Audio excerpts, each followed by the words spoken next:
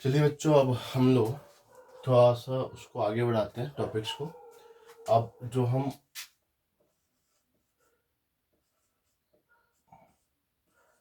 अमीबी पेचिश पढ़ रहे थे, जिसको हम बोलते हैं क्या, एम्बियोसिस।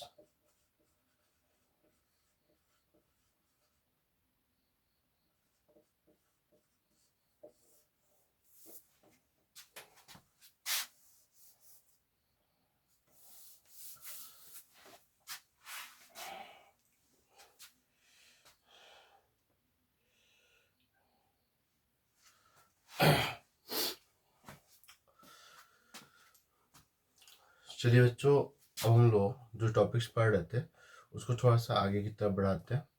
और अब जो हम टॉपिक्स पढ़ रहे थे, जो हमारा टॉपिक था अमीबी पेचिस, या इसको हम एम्बियोसिस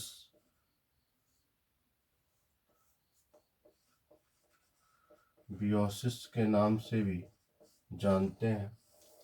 ठीक है, तो इसकी कहानी को हम लोग आगे बढ़ाते हैं कि एम्बियोसिस होता क्या है ना। तो यह जो एम्बियोसिस है, ये क्या होता है और इसका संक्रमण कैसे होता है। तो हमने कहा कि एम्बियोसिस एक प्रोटोजोन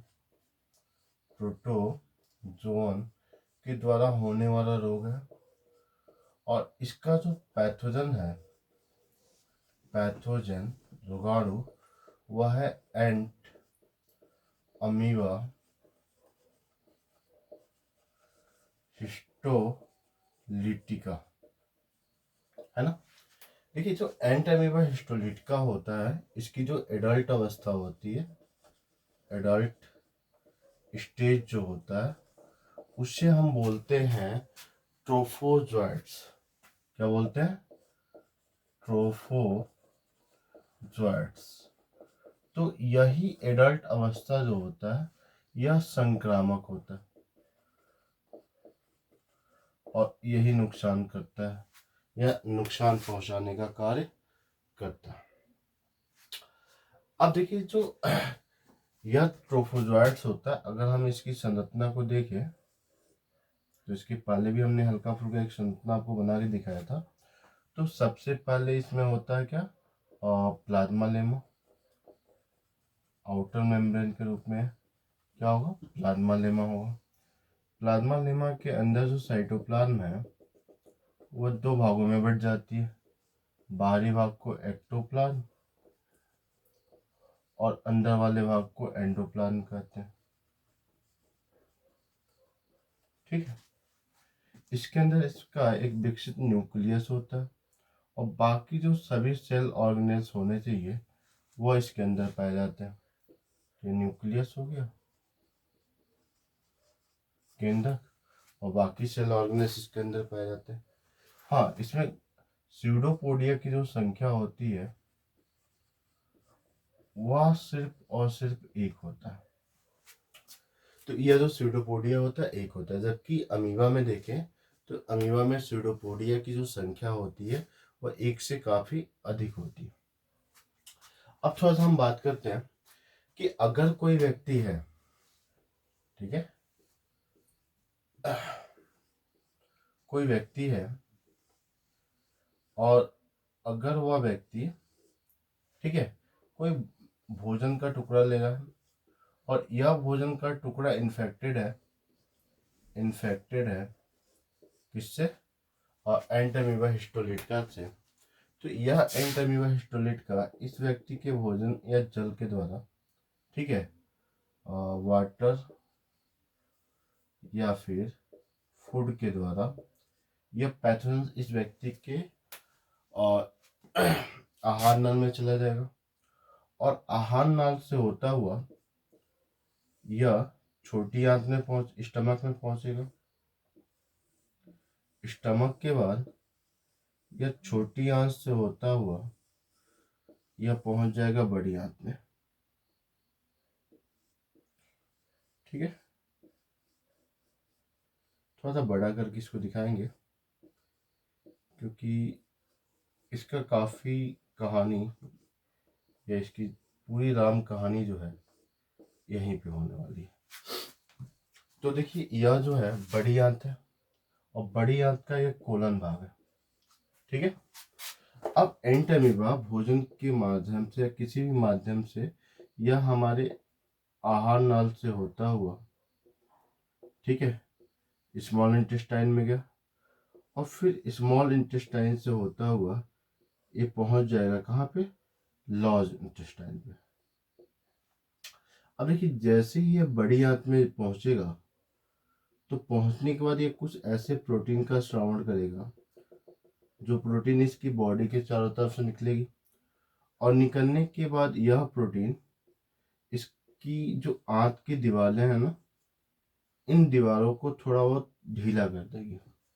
अब ढीला करेगी तो ये स्यूडोपोडिया की सहायता से, ठीक है, इन दीवारों के अंदर एक होल करेगा और इसके अंदर प्रवेश कर जाएगा, ठीक है।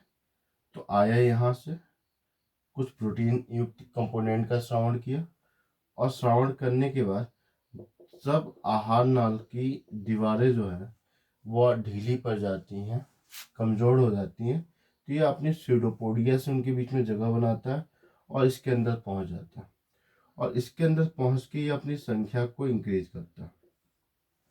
साथ ही साथ जैसे ही ये संख्या को इंक्रीज करता है तो यह जो भी इसके मेंबर बने हैं सबको तो भूख लगेगी ही लगेगी। तो यह आंत की दीवारों में अंदर ही अंदर उसको खाने लगते हैं जिससे कोशिकाएं डैमेज होती है और क्या बन जाता है, घाव। क्या बन जाएगा, घाव बन जाएगा। तो आंत की जो दीवारें हैं ना, इस आंत की दीवारों में जगह जगह क्या बन जाता है, घाव बन जाता है। अब जब यहाँ पे घाव बन जा रहा है इस एंड अमीबा हिस्टोलिटिका के द्वारा तो जाहिर सी बात है WBC आएगी, लड़ाई होगी और इसके साथ बनेगा क्या, पस। अब जब व्यक्ति कोई भोजन या फूड पार्टिकल ग्रहण करेगा तो यह भोजन को इसी नली से आगे आना और जब यह इसे टकराएगा तो घाव छिल जाएंगे।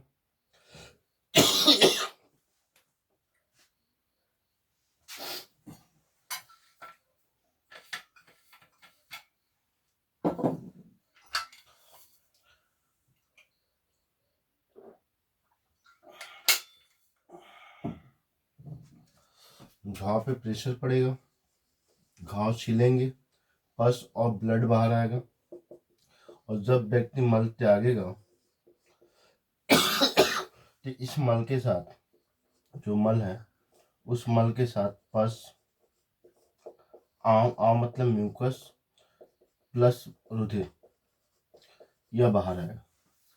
अब चूंकि ब्लड आता है इसलिए लोग इसको क्या कहते हैं, पेचिश भी कहते हैं कि व्यक्ति को कौन सा रोग हो गया, पेचिश हो गया, है ना। तो यह पेचिश किसके द्वारा हुआ, एंट अमीबा हिस्टोलिटिका के द्वारा, जो कि क्या है, एक प्रकार का प्रोटोजोअन है।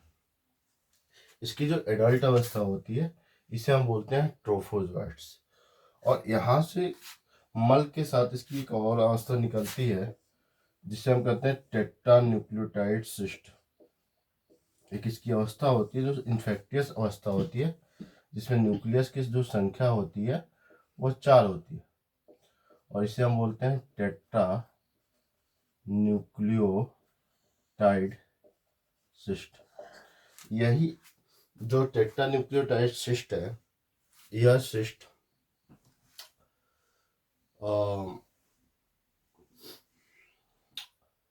दूसरे व्यक्तियों को संक्रमित करता है और भोजन के द्वारा उस व्यक्ति के शरीर के अंदर प्रवेश करता है। तमाम प्रक्रियाओं के द्वारा आते हुए यह यहाँ तक पहुँचता है और एडल्ट फॉर्म में आ जाता है और हमें नुकसान पहुँचाना शुरू करता है। अब सबसे जरूरी चीज है बचाव। तो इसका बचाव कैसे किया जाता है, तो पहला यह है कि दूषित जल एवं भोजन का सेवन न किया जाए। तो भोजन करते हुए ये ध्यान देना है कि कभी भी हम दूषित जल और भोजन का सेवन ना करें। भोजन खुला हुआ ना हो, पानी खुला हुआ ना हो जिसमें मक्खियाँ ना बैठी हों, बिकॉज मक्खियाँ इसकी बहुत ज़्यादा वेक्टर के रूप में कार्य करती हैं। ठीक है, पानी को गर्म करके उबाल के पिएं। दूसरा है